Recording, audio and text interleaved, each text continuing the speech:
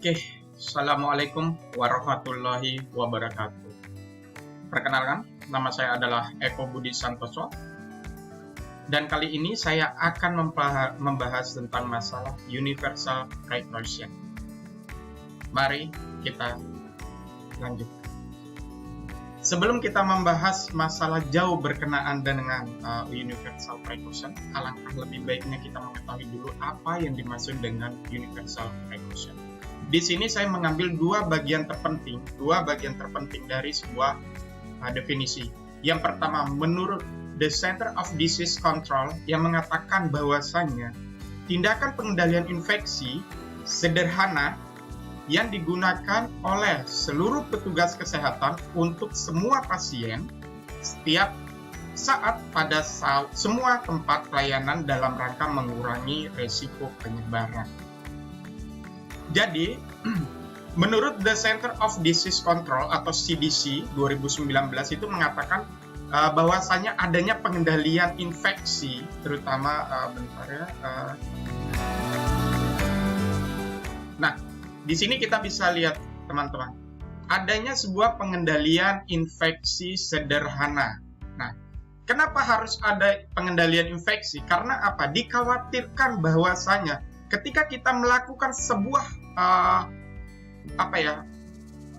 pelayanan kesehatan, terutama pada tenaga medis, itu dikhawatirkan adanya penyebaran patogen infeksius seperti mungkin terkena percikan darah dan lain-lain. Makanya The Center of Disease tersebut mengutamakan adalah suatu tindakan pengendalian infeksi yang sederhana. Kemudian menurut WHO dalam bukunya Nasruddin yang mengatakan bahwasanya suatu pedoman untuk ditetapkan oleh The Center of Disease tersebut. Namun di sini kita melakukan sebuah pencegahan. Nah, ini dia teman-teman. Kita melakukan sebuah pencegahan dari berbagai macam penyakit yang ditularkan melalui darah di lingkungan fasilitas kesehatan. Jadinya apa? Ternyata pembahasan Universal Precaution itu adalah sebuah tindakan pengendalian infeksi yang sederhana untuk mencegah transmisi terjadinya penularan melalui darah dan cairan. Nah, di dalam Universal Precaution tersebut, cairan tubuh yang perlu diwaspadai itu ada berbagai macam, saudara, teman-teman. Yang pertama itu adalah bagian cairan vagina. Di situ juga ada semen atau cairan sperma, kemudian cairan ketuban, cairan limfa, cairan cerebrospinal, cairan pleura atau peritoneal, dan cairan perikardial. Ini adalah yang perlu kita waspadai dalam cairan. Begitu juga teman-teman, sebelum kita melakukan sebuah tindakan, melakukan pelayanan kesehatan kepada pasien, kita harus mengerti dulu bahwasanya penting sekali bahwasanya adanya kewaspadaan diri, terutama untuk menjaga terjadinya penularan nosokomial. Kemudian, kegiatan apa sih yang paling berisiko terjadinya kontak ataupun terjadinya permasalahan di dalam kesehatan? Yang pertama itu adalah kegiatan yang berisiko itu, yang pertama menyuntik atau mengambil darah pasien. Kemudian yang kedua itu adalah tindakan bedah. Di sini kita bisa lihat,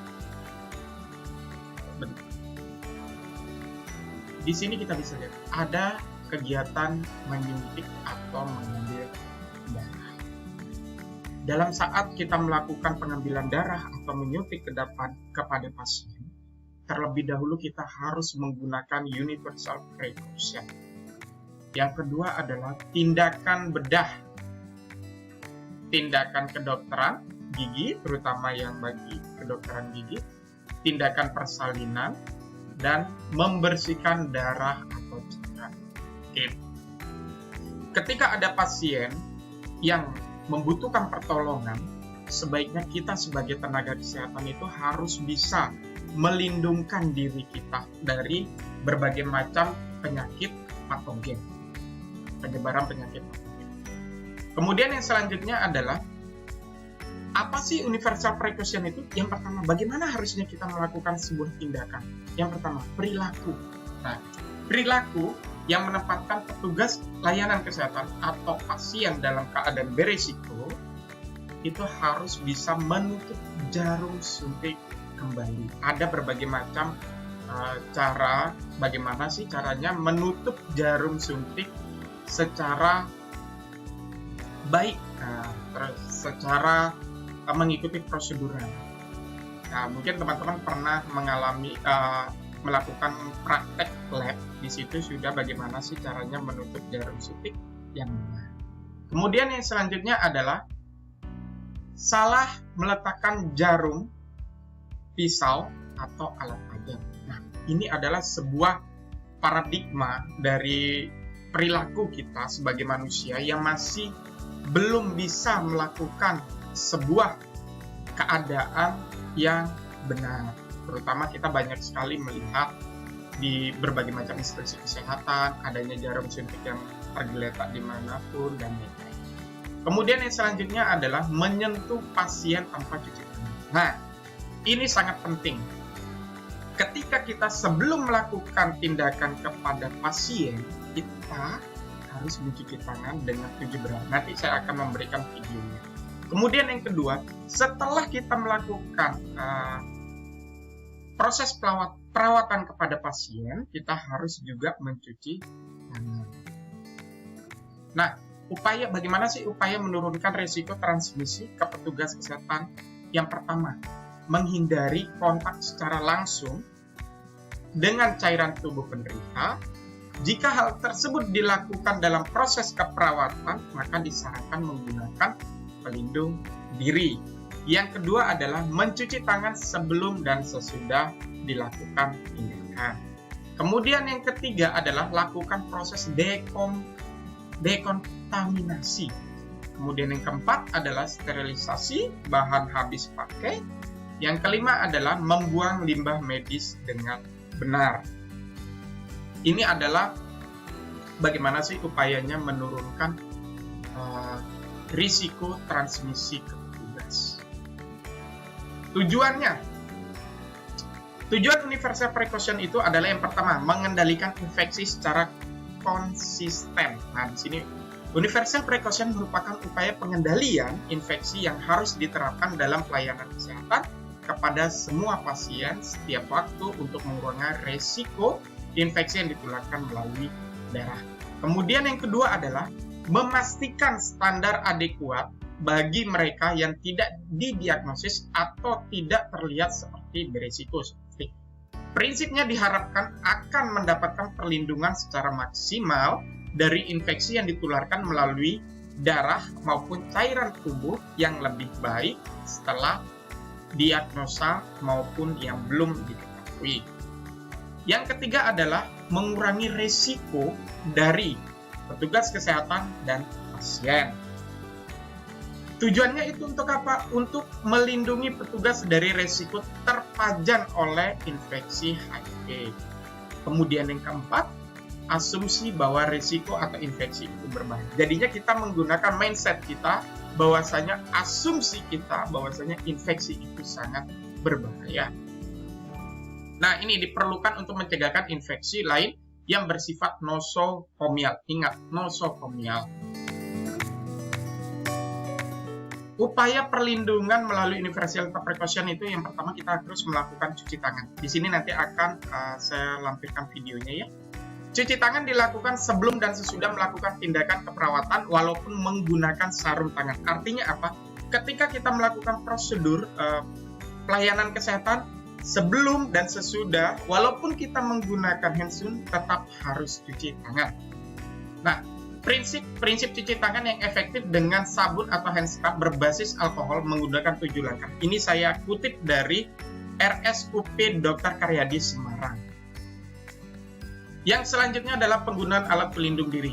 Alat pelindung diri digunakan untuk melindungi kulit dan selaput lendir petugas dari resiko pajanan darah, semua jenis cairan tubuh seperti scrap, ekstraksi kulit, atau yang tidak utuh dan selaput lendir pasien. Apa yang harus kita lakukan? Yang pertama adalah penggunaan sarung tangan. Berikut adalah penggunaan 3 jenis penggunaan sarung tangan menurut kaidahnya yang berbeda-beda. Yang pertama adalah sarung tangan bedah. Yang kedua adalah sarung tangan pemeriksa. Dan yang ketiga adalah sarung tangan rumah tangga. Nah, kemudian selanjutnya setelah kita menggunakan handscoon, kita akan menggunakan penggunaan gaun perlindungan. Itu digunakan untuk yang misalnya kita melakukan kontak dengan pasien yang banyak darahnya, mengeluarkan banyak cairan, atau melakukan proses pembedahan. Kemudian yang selanjutnya adalah penggunaan celemek. Nah, celemek itu biasa digunakan untuk melindungi petugas kesehatan dari percikan-percikan darah. Kemudian penggunaan masker atau kacamata atau goggle yang biasanya kita sebut, yaitu perlindungan area wajahnya kita. Tujuannya adalah untuk melindungi mukosa mata, hidung, dan mulut. Digunakan selama proses melakukan tindakan keperawatan. Tapi ini bersifat situasional. Nah, standar dari universal precaution itu adalah yang pertama, cuci tangan dengan menggunakan antiseptik. Kemudian yang kedua, segera cuci tangan setelah ada hubungan ataupun kontak langsung dengan cairan tubuh pasien. Kemudian yang ketiga adalah pakai sarung tangan bila mungkin akan ada hubungan dengan cairan tubuh. Kemudian yang keempat adalah pakai masker. Yang kelima, tangani dan buang jarum suntik dan alat tajam secara aman. Kemudian yang keenam adalah bersihkan dan desinfektan. Ketujuh, patuhi standar untuk desinfektan dan sterilisasi alat bekas pakai. Kemudian yang kedelapan adalah tangani semua bahan yang tercemar dengan prosedur yang berlaku. Kemudian ke-9, buang limbah sesuai prosedur. Dan yang ke-10 adalah memberikan kesehatan kepada karyawan dan apabila terjadinya infeksi bakteri patogen. Nah, pemisahan limbah sesuai jenis diawali sejak limbah tersebut dihasilkan. Ini kawan-kawan yang perlu diperhatikan. Kemudian ini adalah pemahaman tenaga kesehatan di bidang HIV. Ternyata apa? Kesimpulannya yang didapatkan dari tabel di atas adalah menunjukkan ada beberapa permasalahan yang didapatkan berkenaan dengan penggunaan tindakan universal precaution. Jadinya di sini ada persentase dari hasil kajian bahwasanya ada pemahaman seorang tenaga medis itu sudah cukup baik. Ini adalah referensinya yang saya ambil dari berbagai macam jurnal, dari berbagai macam buku ataupun literatur lainnya. Terima kasih. Nah, untuk selanjutnya, jika video ini kurang jelas, maka teman-teman bisa menglinkkan. Nanti saya akan memberikan link. Di situ nanti ada semacam modulnya, modul tentang universal precaution-nya, dan juga ada tentang PowerPoint tersebut. Akhirul kalam, terima kasih, dan apabila ada salah kata, mohon dimaafkan. Wabillahi taufiq hidayah, wassalamualaikum warahmatullahi wabarakatuh.